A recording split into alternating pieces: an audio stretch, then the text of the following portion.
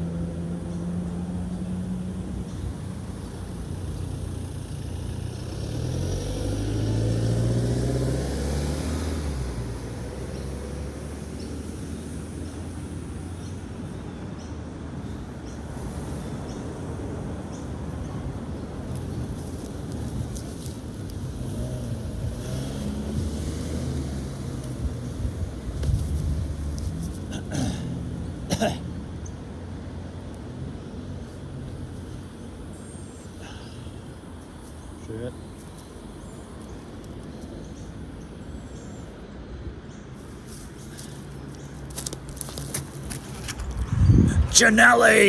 Jannali, corner of Davey Street, 1st Avenue and Georges River Road. On Christmas Day 2024, Merry Christmas all.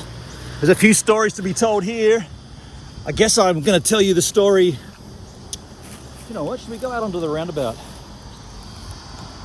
By the way, oversized novelty Santa hats. I bought this 5 years ago. Thought I'd grow into it. I didn't. Let's get out onto the roundabout. I got some stories. There's a car. Gee. Hold on a second. I'll get out onto the roundabout here.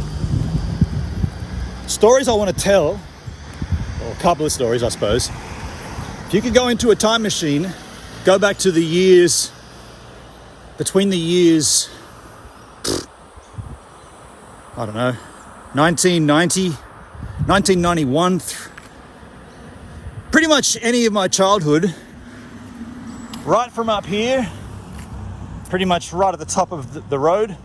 By the way, Walshy used to live just here. That's another story, but you'd see me skateboarding all the way down here and then past the Shell, you can't see it, all the way down to Oyster Bay Shops, carve left, go along the front of the oval, and I'd stop at the Scout Hall.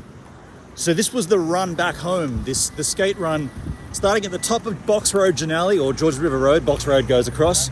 Start there, take one push, go all the way down here, and all the way down to Oyster Bay. That's after every skateboarding mission that we ever did, or that I ever. Me and Grazler mainly. Me, Grazler, maybe Mob sometimes, but mainly Grazler.